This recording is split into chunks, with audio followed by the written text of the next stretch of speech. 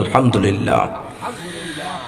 ঐতিহ্যবাহী ব্রাহ্মণবাড়িয়া জেলা কসবা থানাধীন আকসিনা মিয়াজিবাড়ি দরবার শরীফ মাঠ প্রাঙ্গণ পীর কামিল শাহ সুফি আল্লামা আলহাজ হযরত মাওলানা এলাহি বক্স মিয়াজি রহমতুল্লাহ আলাইহির 118তম বার্ষিক ইসালে সওয়াবের মাহফিল।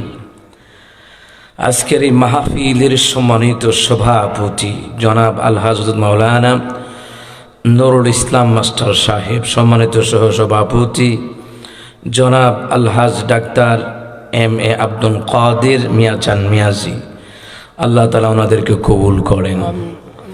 আজকের প্রোগ্রামে আরও যারা আলোচনা করেছেন, আজকের প্রোগ্রামে আমার পূর্বে যিনি বিশেষ করে চমৎকার আলোচনা করেছেন, বিশিষ্ট আলেম দ্বীন ঐতিহ্যবাহী আকসিনা বাজার কেন্দ্র জামে মসজিদের সম্মানিত খতিব আমার শ্রদ্ধাভাজন চাচা পীরজাদা জাফর আহমদ ওসমানী সাহেব, আল্লাহ ওনাকে কবুল করেন।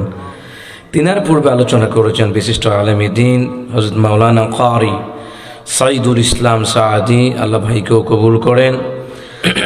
সম্মানিত মোহতারাম হাজিরিন, এই পবিত্র প্রোগ্রামে, আল্লাহর ওলির এই প্রোগ্রামে আল্লাহ তাআলা যে আমাদেরকে কবুল করেছেন, পছন্দ করেছেন, এই প্রোগ্রামে আসার বসার সুযোগ দান করেছেন, সে মহান মনিবের দরবারে সবাই পড়ছি আলহামদুলিল্লাহ। গভীর রাত, দুনিয়ার অফিস আদালত ব্যাংক বিজনেস সবগুলি বন্ধ, কিন্তু আল্লাহ তার কতগুলি খাঁটি গোলাম আছে, কতগুলি বান্দি আছে, আল্লাহ তাআলা এই আরশে আজিমের দরজাগুলি তার বান্দা বান্দির জন্য খোলা রেখেছে। সুবহানাল্লাহ। এই গভীর রাত আমরা আসলে এই প্রোগ্রামটার উসিলায় কিন্তু আমরা অনেকে কিন্তু এই সময়টাতে আমরা তাহাজ্জুদের নামাজও পড়তে পারি, ঠিক না? অনেকে পড়েন, পড়তে পারেন, আলহামদুলিল্লাহ। আল্লাহর ওলির এই প্রোগ্রাম, এই যুগে যুগে যারা আল্লাহর ওলি হয়েছেন, কোরআন এবং সুন্নাহ অনুযায়ী চলে কিন্তু তারা আল্লাহর ওলি হয়েছেন। এই যুগে যুগে যারা আল্লাহর ওলি হয়েছেন, আউলিয়াদের ব্যাপারে আল্লাহ তাআলা কোরআনুল কারীমের মধ্যে বলছেন, বিসমিল্লাহির রহমানির রহিম, আলা ইন্না আউলিয়া আল্লাহি লা খাউফুন আলাইহিম ওয়া লা হুম ইয়াহজানুন। ওহে শোনো, জেনে রাখো, আল্লাহ তাআলা বলছেন, ওহে শোনো, জেনে রাখো, যারা আল্লাহ তাআলার ওলি বন্ধু তাদের কোনো ভয় নাই। সুবহানাল্লাহ। তাদের কোনো ভয় নাই, তাদের কোনো চিন্তা নাই, তাদের কোনো পেরেশানি নাই। এই কথাটা সরাসরি কোরআনে বলছেন কে? আল্লাহ তাআলা বলছেন। এবং আল্লাহ তাআলা পরের আয়াতে ওলিদের সংজ্ঞা দিচ্ছেন, ওলি কারা? আল্লাযীনা আমানু ওয়া কানু ইয়াত্তাকুন, যারা ঈমান আনে তার রবকে ভয় করে। সুবহানাল্লাহ। যারা ঈমান আনে তার রবকে ভয় করে। রবকে আল্লাহ সুবহানাহু ওয়া তাআলা। এই আল্লাহ সুবহানাহু ওয়া তাআলাকে যারা ভয় করে তারা কি নামাজ ছাড়া থাকতে পারে? বলেন বলেন, তারা কি রমজানের সামনে রমজান আসতেছে, তারা কি রোজা ছাড়া থাকতে পারে? কারণ আল্লাযীনা আমানু ওয়া কানু ইয়াত্তাকুন, যারা ঈমান আনে আল্লাহকে ভয় করে, যারা পরহেজগার তাকওয়াবান।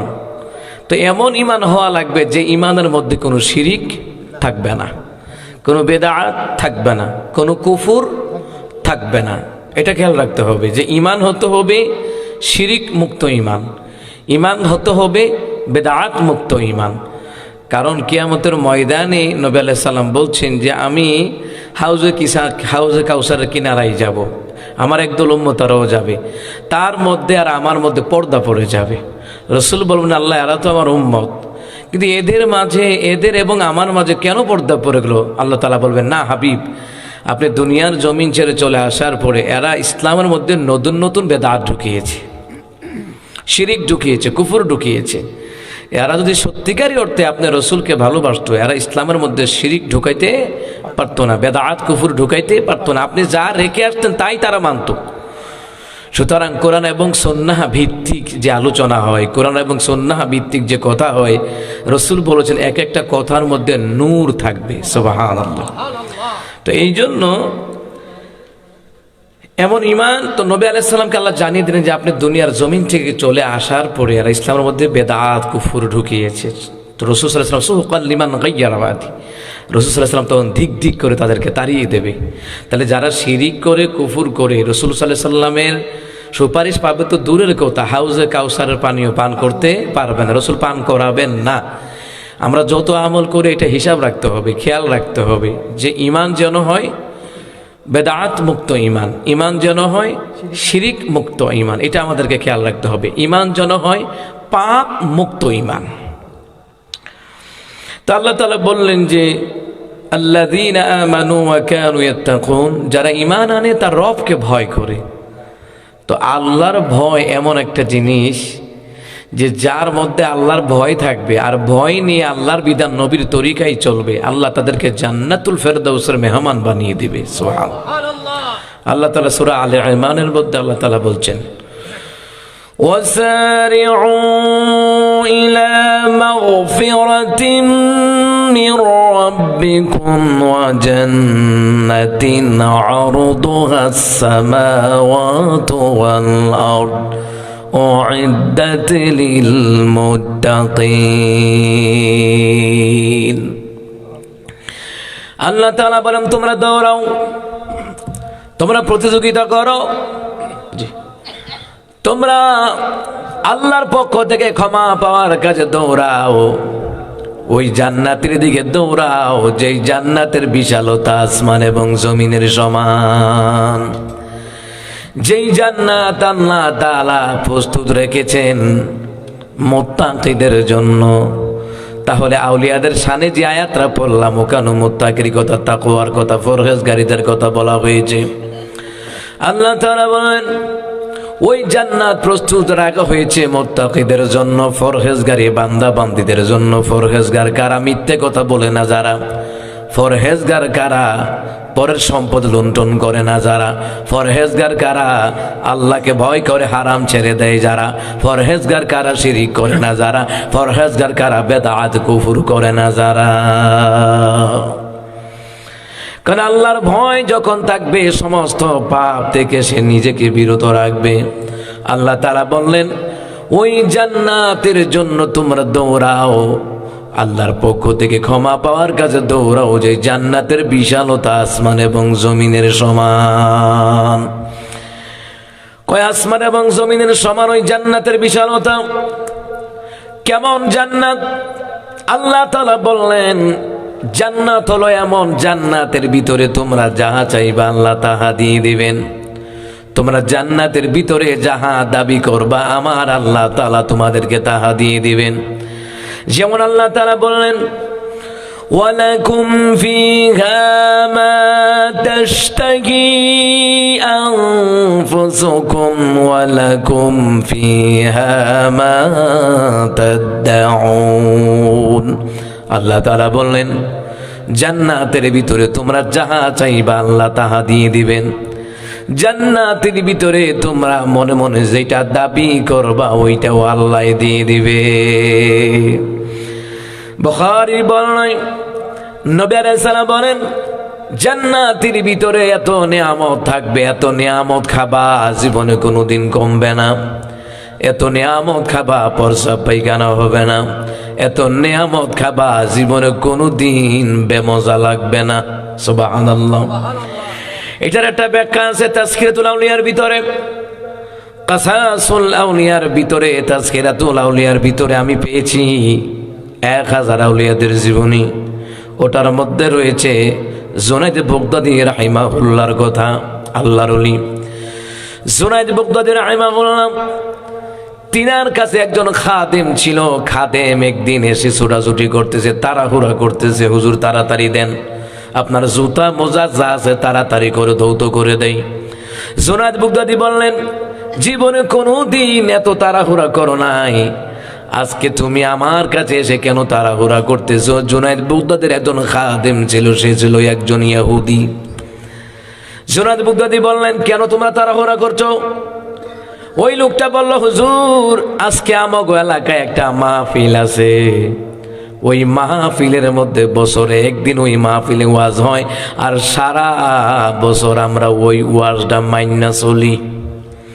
জুনায়েদ বাগদাদী বললেন, তাহলে তোমাদের মাহফিলে আমিও যাব। ইহুদি কয়, হুজুর আপনি মুসলমান, তারপরে একজন আল্লাহর ওলি। ইহুদিরা জীবনে কোনোদিন মুসলমানদেরকে দেখতে পারে না, যত কথাই বলেন, কারণ ইহুদিরা হলো মুসলমানদের জাত শত্রু। মুসলমানদের জাত শত্রু ইহুদিরা হওয়ার কারণে আজও বাইতুল মুকাদ্দাস মসজিদুল আকসা ইহুদিদের দখলে রয়েছে। এই বাইতুল মুকাদ্দাস হলো মুসলমানদের বাপদাদার, এর ইহুদিদের বাপদাদার না। বাইতুল মুকাদ্দাস মসজিদুল আকসা এটা হলো মুসলমানদের বাপদাদার, এটা ইহুদিদের বাপদাদার নয়। এইবার জুনায়েদ বাগদাদী বললেন, তোমরা ইহুদিরা আমাকে শত্রু মনে করে, কয় না শুধু আপনাকে শত্রু মনে করে না, গোটা তামাম জাহানের মুসলমানদেরকে ইহুদিরা শত্রু মনে করে। আপনি দেখেন না, গোটা বিশ্বের মধ্যে ইহুদিরা গ্যাঞ্জাম লাগায়, মারামারি লাগায়। গোটা বিশ্বের মধ্যে বসনিয়া, চেসনিয়া, আফগানিস্তান বলেন, ইরাক বলেন, আল গাজা, আল হামাস, ফিলিস্তিনের মধ্যে যত হাজার হাজার লক্ষ লক্ষ মুসলমানদেরকে মেরেছে, সবগুলি হলো ইহুদির বাচ্চা।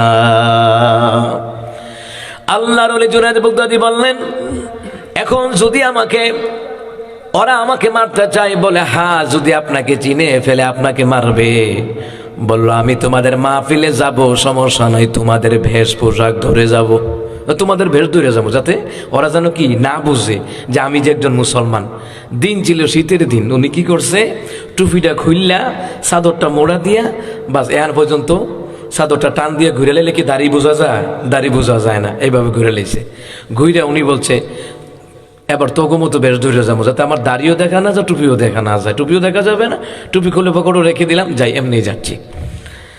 এমনি গেলেন ইহুদিদের মাহফিলে, হাজার হাজার মানুষ, হাজার হাজার মানুষের ভিড়ে মাঝখানে গিয়ে জুনায়েদ বাগদাদী আল্লাহর ওলি গিয়ে বসছে। জুনায়েদ বাগদাদীর সাথে ইহুদি লোকটাও বসছে। এইবার জুনায়েদ বাগদাদী কয়, প্যান্ডেলের মধ্যে হাজার হাজার মানুষ আছে, তোমাকে হুজুর কই? হুজুর তো এখনো আসে না। ইহুদি খাদেমটা বলতেছে, হুজুর অপেক্ষা করেন, আমাকে হুজুর আসবে, প্রধান বক্তা আসবে। কিছুক্ষণ পরে তাকায়া দেখে দুইজনের কাঁধে ভর করে একটা বুড়া মানুষ স্টেজ আইনা বইছে। জুনায়েদ বাগদাদী কয়, এই বেটা নিয়ে ওয়াজ করবো? বেটা দুইজনের কাঁধে ভর করে আইছে, আর এই বেটা ওয়াজ করবো? হ্যাঁ, উনি ওয়াজ করবো। আমাকে ইহুদিদের বড় আলেম, মুরব্বী, উনি যেই কথাটা কইব পুরো 1 বছর কি করাম আমরা এই কথাটা মেনে চলবো। ও আচ্ছা, ঠিক আছে। এবার দুইজন আইনে বসাইছে, তো চুপ করে বসে রয়েছে, কোনো কথাটা তো কয় না, একদম বন্ধ, এবং মাঝখানের দিকে তাকায় রয়েছে। যারা ইহুদি আলেম, এরা মুসলমান দেখলে বুঝে, কারণ তাদের মধ্যে তাওরাতের জ্ঞান আছে, কোরআনের জ্ঞান আছে, ইনজিলের জ্ঞান আছে, জবুর কিতাবের জ্ঞান আছে। এরা এগুলো রিসার্চ করে, এরা রাত দিন গবেষণা করে। এই দাদা তো সৌদি আরব থেকে গেছে, ইনজিল শরীফ কিতাবটা আমার একটা দিয়েছিলেন, মনে আছে নি? এটা আমি প্রায় সময় পড়ি। তো আপনি দেখেন, তো ওই ইহুদি আলেম স্টেজে বৈশা প্যান্ডেলের মাঝখানের দিকে তাকায় রয়েছে, ডাইনে বামে কোথাও তাকায় না। অনেকক্ষণ যখন হয়ে গেছে, তো 2-4 জন লোক বলতেছে, হুজুর প্রতি বছর আপনার স্টেজে বইলে ওয়াজ শুরু করেন, আজকাদি কোনো আলোচনা করতেছেন না। কেমনে করতাম, হাগারের একজন মুসলমান বইয়ে রয়েছে, হ্যাঁ সামনে তো আমার কথা মুখ দিয়ে আইতো না। তো 2-1 জন গার্তার আছে না, কেডাইডা মুসলমান ব্যক্তি, দূরে আনেন, মেরেলে মনে। তো ইহুদি আলেম কারে বেড়া মারামারি ভরে, মারামারি করে কি সমাধা হয়? বেড়া আগে হেরে দইরা আমার কাছে আন, এর কাছে আমি 3টা প্রশ্ন আজকে জিজ্ঞামো, কোনো মুসলমান এই পর্যন্ত উত্তর দিতে পারে নাই। এ যদি 3টা প্রশ্নের উত্তর দেয়, ওরে সাইরা দেবো, সসম্মানে ছেড়ে দেবো। তো ওনার কিছু সারগীত গেছে, ইহুদির দইরা গেছে আনতে বলে। জুনায়েদ বাগদাদী কয়, বেড়া আমরা মুসলমান, আল্লাহর সারা কাউরে ভয় পাই না। সুবহানাল্লাহ। কয় আমার দইরা নেওয়ার লাগতো না, আমি এমনি যাইতারি। দইরা আইছে, তো জিগায়, তোমার নাম কি? আমার নাম হচ্ছে জুনাইদ। বাড়ি কোথায়? ইরাক, বাগদাদে। ও, তুমি বাগদাদ নগরে? আচ্ছা, তুমি কি আমার 3টা প্রশ্নের জবাব দিতে পারবা? কয়, কোন 3টা প্রশ্নের জবাব? ঠিক আছে, প্রশ্নের জবাব দেমু, এখন আপনি বলেন প্রশ্নকারী বড় না উত্তর দৈন্য বড়? তখন জুনায়েদ বাগদাদি বলতেছে, বলার পরে ইহুদি আলেম কই প্রশ্নকারী ছোট, উত্তর দৈন্য বড়। তখন জুনায়েদ বাগদাদি মুসলমান, বুঝেন না, কোরআন হাদিসের জ্ঞান আছে না, জুনায়েদ বাগদাদি কই তাইলে আপনি স্টেজ থেকে নামেন, আমি বইয়া কথা কইম। সুবহানাল্লাহ। কারণ আমি উত্তর দৈন্য, আমি বড়, তা আপনি নিচে বল। ইহুদিদের পক্ষের লোক আছে, হ্যাঁ আমগো হুজুরে নিচে বইব, একটা মান সম্মান আসেনি, আমগো হুজুরে নিচে বইব। ইহুদি আলেম কয় দেখো, সে মুসলমান, সমস্ত ধর্মের মধ্যে শ্রেষ্ঠ ধর্মের নাম ইসলাম, এবং তাদের ধর্মের মধ্যে শ্রেষ্ঠ গ্রন্থের নাম হলো কোরআন। আমি আশা করি তার কাছ থেকে জবাব পাবো, সুতরাং তার কাছ থেকে যদি আমি 3টা প্রশ্নের জবাব পাই, আমি নিচে বইলেও রাজি আছি। সুবহানাল্লাহ। কারণ সম্মানী ব্যক্তিকে সম্মান দিতে হয়, যদি আপনি সম্মানী ব্যক্তিকে সম্মান না দেন, রসুল বলেছেন সে আমার উম্মতের দলে থাকবে না। রিয়াদুস সালিহিন 3য় খণ্ড, বুখারী মুসলিমের হাদিস। সম্মানী ব্যক্তিকে সম্মান দিতেই হবে। বিধান কার? আল্লাহ এবং তার রাসূল সাল্লাল্লাহু আলাইহি সাল্লামের বিধান, যে সম্মানী ব্যক্তিকে আপনাকে সম্মান দিতে হবে। একজন বাচ্চা মাদ্রাসায় পড়ে, আপনি কোরআন শুদ্ধ করে পড়তে পারেন না, বাচ্চাটা পড়তে পারে, ওটাকে সম্মান দিবেন, আদর করবেন, মহব্বত করবেন। এটা আমার কথা নয়, রাসূল সাল্লাল্লাহু আলাইহি সাল্লাম বলেছেন। তখন জুনায়েদ বাগদাদি স্টেজে বসছে, একেবারে সুন্দর করে বসছে, বৈশা বলতেছে আপনার প্রশ্ন জিজ্ঞান। কি প্রশ্ন? কয় আপনারা হুজুররা ওয়াজ করেন, কোরআন পড়ে, হাদিস পড়ে, আপনারা যে ওয়াজ করেন, আপনারা কোন জান্নাতের ভিতরে এত খানা খাইব, ফরসা পায়খানা হইতো না, এটা কেমনে সম্ভব? জুনায়েদ বাগদাদি কয় এটা প্রশ্ন? কাহা ঠিক আছে, শোনো তো, জান্নাতের ভিতরে এত খানা খাইব, ফরসা পায়খানা হইতো না, এটা কেমনে সম্ভব?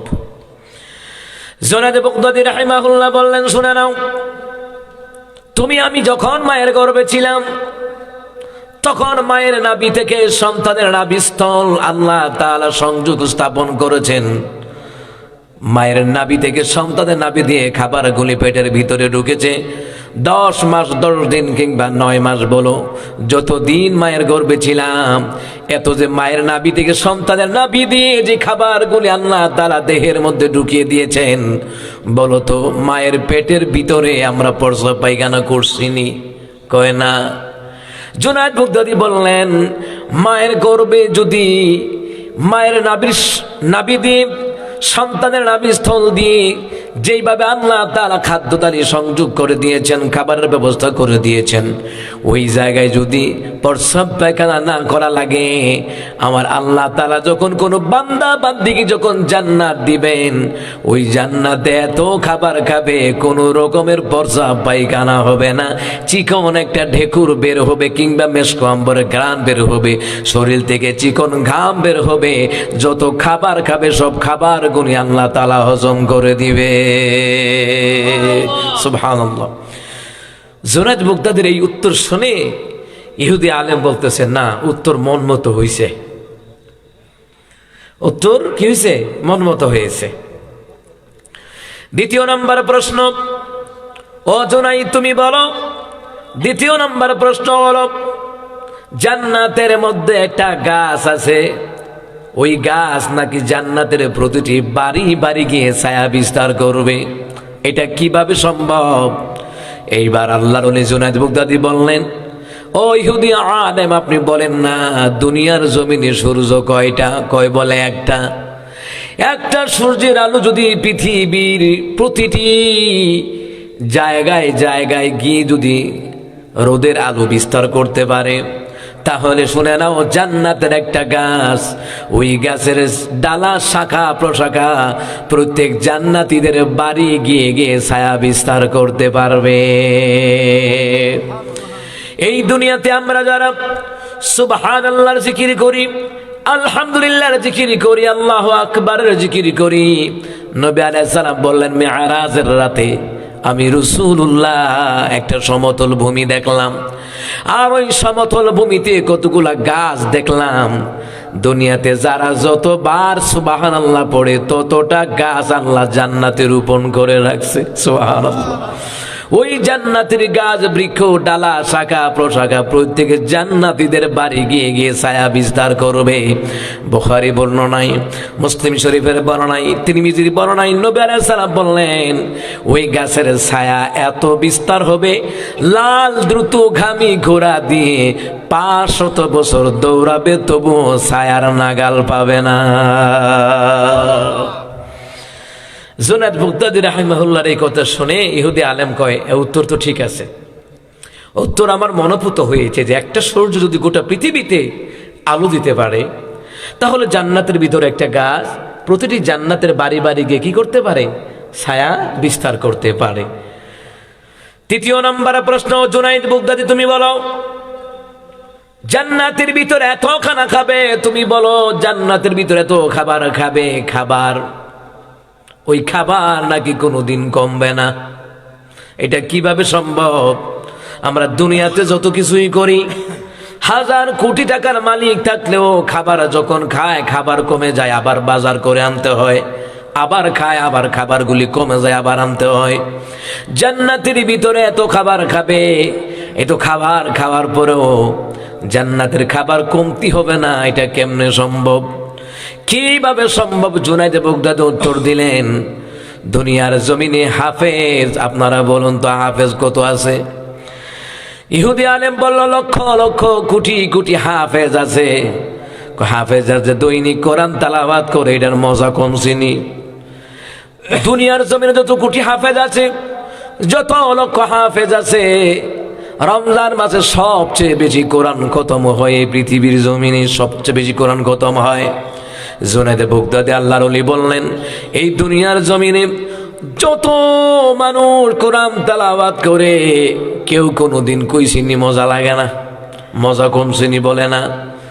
গোটা দুনিয়াতে আমরা এশারের নামাজের পর, এশারের নামাজের ভিতরে, মাগরিবের নামাজের ভিতরে, ফজরের নামাজের ভিতরে আমরা যে সূরা ফাতিহা তেলাওয়াত করি, ইমাম সাহেব তেলাওয়াত করে, হাফেজ সাহেব তেলাওয়াত করে, জীবনে কোনোদিন বারবার সূরা ফাতিহা শোনার পরে জীবনে কোনোদিন তো বলি নাই যে মজা লাগে না।